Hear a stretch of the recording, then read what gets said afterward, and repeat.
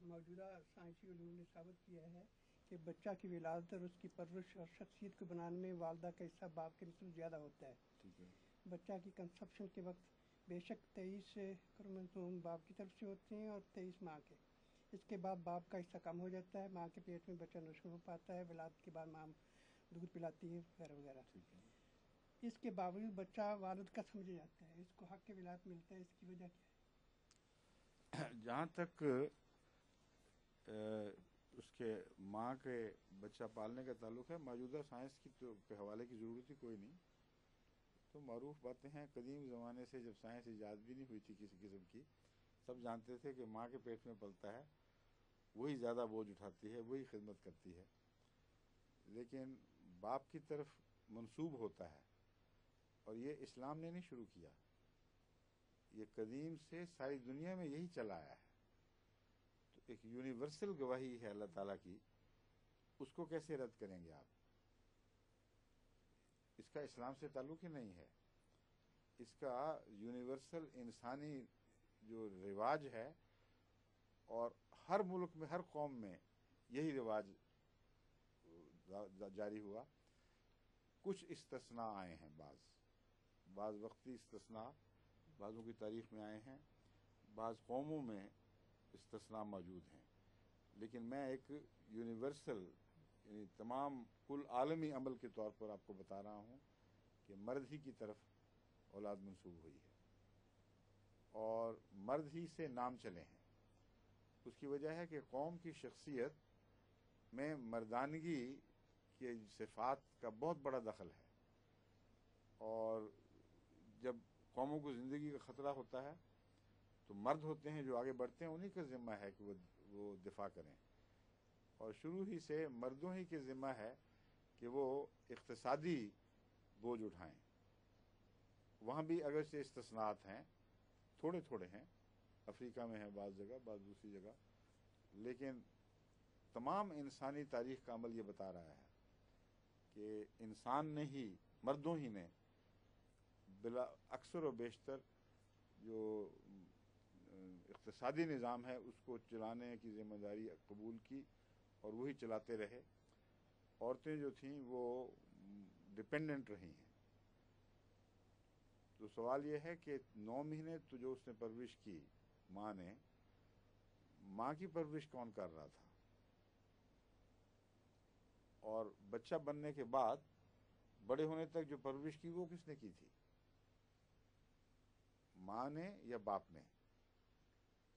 اکثر صورتوں میں باپ کرتا رہا.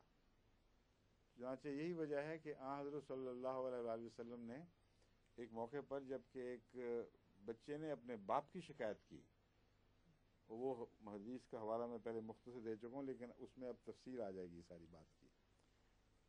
باپ کی شکایت کی تو کہا کہ یہ مجھ پر ظلم کرتا ہے یا میرے حق نہیں دیتا، یہ کرتا وہ کرتا. تو رسول کریم صلی اللہ علیہ وسلم نے باپ کو بلایا، پوچھا کیا بات ہے. اس نے ایک عرب شاعر کا کلام پیش کیا، بس اتنا ہی کہا، اور وہ یہ تھا کہ یہ چھوٹا سا تھا، جب اس کو بولنا نہیں آتا تھا، میں نے اس کو بات کرنی سکھائی، میں نے اس کو ادب سکھایا، یہ گفتگو کرنے لگا، یہ شاعر ہوا، اور جب شعر کہنے لگا تو میری حجر شروع کر دی. یہ چھوٹا سا تھا، اس کو چلنا نہیں آتا تھا، میں نے قدم قدم اس کو چلنا سکھایا، اور اس کو فنون حرب سکھائے، اور بتایا کہ کس طرح تلوار چلائی جاتی ہے، کس طرح یہ کیا جاتا ہے، کس طرح تیر اندازی ہوتی ہے. تو جب اس کو تیر چلانے آئے تو مجھ پر تیر مارے. اور اسی طرح اس نے اس کی اقتصادی حالت وغیرہ کو بیان کرنا شروع کیا. رسول اللہ علیہ وسلم نے جب یہ شعر سنے تو آپ کی آنکھوں سے آنسو جاری ہو گئے. آپ نے وہی واقعہ ہے، آپ نے بچے کو یہاں سے پکڑا، باپ کے سپرد کیا کہ تو اور جو کچھ تیرا ہے اس کا ہے. اب یہ سارا زمانہ جو باپ کی کوشش، اس کی محنت، جان مارتا ہے اور ہر قسم کے خطرات مول لیتا ہے اور اپنے گھر کو چلاتا ہے، یہ وقتی طور پر کسی قوم میں تبدیلی واقع ہوئی ہو تو الگ بات ہے.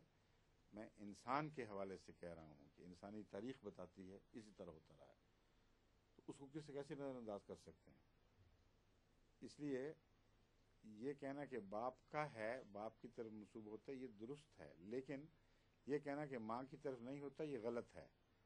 قرآن نے ماں کے حقوق بڑے زور اور شدت سے بیان کیے ہیں، لیکن جہاں تک اس کی قومی تشخص کا تعلق ہے وہ باپ کی طرف منسوب ہوگا، کیونکہ اس کی پرورش اور بڑھانے میں زیادہ دخل ہے۔ لیکن ماں کی پرورش میں بھی باپ ہی کا دخل ہے، یہ پہلو بھی ایک ہے جس کو آپ نہیں بھلا سکتے۔ ایسی صورت میں استثناء کو پیش نظر رکھ کر کوئی عام قانون جاری نہیں کیا جا سکتا۔ بعض دفعہ مائیں پالتی ہیں، لیکن یہ قانون جاری ہو جاتا ہے کہ جہاں مائیں پالتی ہیں اور باپ نے دخل نہیں دیا وہاں ماں کا ہی ہوتا ہے۔ پھر وہ یہ ناممکن ہے کہ کوئی نان نفقہ نہ دے اور بچے کا مطالبہ کرے کہ یہ میرا ہے۔ تو یہ استثنائی فیصلے اپنے دائرے میں معقولیت رکھتے ہیں۔ پھر یہ لوگ بھول جاتے ہیں کہ 9 سال تک تو اسلام نے بہرحال ماں کا حق دیا،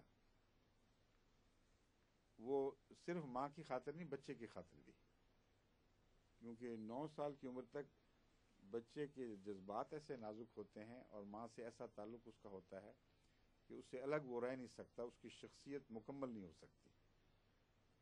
اور اس کے بعد پھر اختیار دیا ہے کہ باپ کے پاس چلا جائے، لیکن باپ کو اس عرصے میں ملنے جلنے کا حق دیا ہے اور یہ دیکھنے کا حق دیا ہے کہ وہ اعلیٰ اخلاقی اقدار جو اس کی ذات یا اس کے خاندان یا اس کے مذہب سے منسوب ہیں ان میں یہ عورت رکھنا تو نہیں ڈال رہی، اگر ڈالے گی تو پھر اس سے لے کر اس کو دیا جا سکتا ہے یا کوئی اور حفاظتی تدبیر اختیار کی جا سکتی ہے۔